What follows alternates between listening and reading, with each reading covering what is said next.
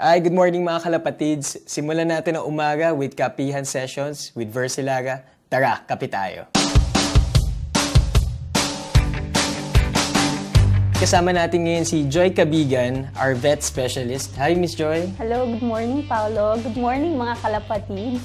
Doc, ito kasing problema ko. Nagtatry ako mag-breed ngayon ng hen and cock. Pero, hirap na hirap ako. Unang-una, first time ko lang mag-breed. So, as a veterinarian, ano bang masasuggest mo to? Anong edad na ba nung hen mo at saka nung cock? Yung hen ko kasi, Doc, ano na siya 7 months na siya. Tapos yung cock ko naman is 9 months. So, tamang-tama na yung edad, Paolo. So, pwede na natin pagparisin. Kasi sa babae, 6 to 8 months yung sexual maturity niya. And sa cock naman ay at least 8 to 12 months, pwede na silang pagparisin. Pag ganyan ba na nagsisimula na ako ng pag-breed, meron ba mga routine, meron ba mga kailangan ipakain, ganyan? Kasi, doctor, sa akin kasi, nagsimula na ako na puro feeds lang ang pinapakain ko. Pero, meron pa bang ibang way, Doc, para mas maging maganda yung proseso ng pag-breed ko? Unang-una sa lahat, dapat sa pagbibigay ng tamang nutrisyon, makakapag-breed tayo ng tama. Uunahin muna natin sa feeds yan, Paolo. Kasi very important, dapat quality ang feeds natin.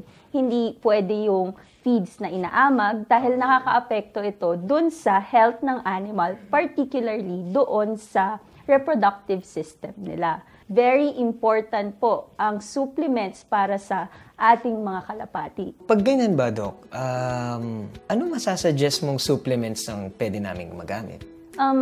Paolo, mga kalapatids, dalawa kasi ang way ng pagbibigay ng supplements. Pwede tayong magbigay sa tubig, pwede rin naman din tayong magbigay sa feeds nila. So, maganda sana kung i-combine natin siya para mas magiging maganda ang performance ng ating mga kalapati. Bago lang ako sa mga ganitong bagay, importante ba siya, Doc, na kailangan isabay yung feeds pati yung supplement habang nag-breed? Yes, Paolo. Maganda yung tanong mong yan, ano? So, yung pagkain, yung feeds mismo, yung ration alone, hindi niya kayang i-boost yung immune system and yung pangangailangan mismo ng mga kalapati. So, kailangan nating pumili ng magandang supplements. Ngayon sa market, maraming available na supplements. Okay. Pero, dapat nating tandaan, ang pagpili ng supplements, mas maganda sana yung organic way. Ano bang mga nutritional needs ng ating mga hen and cock habang nandyan sila sa proseso ng pagbibig?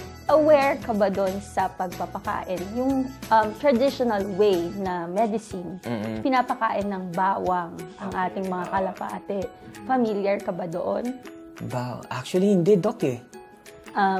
Naging traditional way na kasi, yung ugalian na ng ating mga kalapatids magpakain ng bawang. Okay. Lalo na during breeding season. Ngayon, itong bawang kasi na ito, meron siyang effect dun sa pagtakbo or yung daloy ng dugo dun sa katawan ng ating mga kalapate. Kailangan yan necessary siya for breeding. Bakit kamo? Kasi, di ba, during yung mating, kailangan yung dugo nagsisirculate ng maayos. So, itong garlic na ito, nakakatulong siya para umikot. At the same time, nabuboost niya din yung digestive system and yung respiratory system, which is very important po, mga kalapatids and Paolo. Maliban ba sa bawang, Doc, meron pa bang mga ibang pwedeng magamit na produkto? Kailangan din natin gumamit ng high quality yeast. High quality? Yun yung brewer's yeast. Kailangan natin siyang gumamit. Ang trabaho naman itong brewer yeast, familiar ka naman siguro sa amino acid, kung anong ginagawa sa ating katawan. So basically, ang ginagawa ng amino acid is mag-build ng muscle na walang taba. Okay. So, kailangan yon particularly ng ating mga hen or ng ating mga cock sa pagpapalaki ng kanilang katawan na walang taba. Kasi ang taba, tandaan natin, nakakasagabal siya sa ating breeding. At the same time, itong brewer's yeast na to, meron siyang B complex. So, kompleto siya sa vitamin B na nakakatulong din sa kanilang mga nerves and sa proper conditioning. Grabe, Doc. All this time, akala ko kailangan feeds lang, ganun. Pero ngayon na-mention mo yung mga ganyan, sobrang ang komplikado din pala ang pagbe-breed na kailangan healthy ang hen mo, kailangan may mga nutrition, ganyan. So, Doc, ano bang mga produkto na masasuggest mo pa na pwede pang magamit maliban dun? Yung mga binigay ko sa yung supplements, Paolo, lahat yon hinahalo sa feeds. Okay. So, aside from paglalagay po sa feeds, kailangan din natin magbigay sa tubig. So, ang una, pwede tayong magbigay ng super vitamins. Ngayon, itong super vitamins na ito, kompleto siya ng vitamins from A, B, C, D, and E. Which is, ang pinaka-importante po sa ating breeding is the A, vitamin D, and vitamin E po. Meron din tayo, Paolo, na hinahalo na ito na yung trend sa ngayon. Familiar ka ba sa spirulina? Hindi, Doc eh. Pwede bang ma-explain mo sa akin kung ano yung spirulina na yan? Yung spirulina, mga kalapatids, ito yung algae, kung tawagin. Yun yung nasa dagat, yung ginagawang agar ba.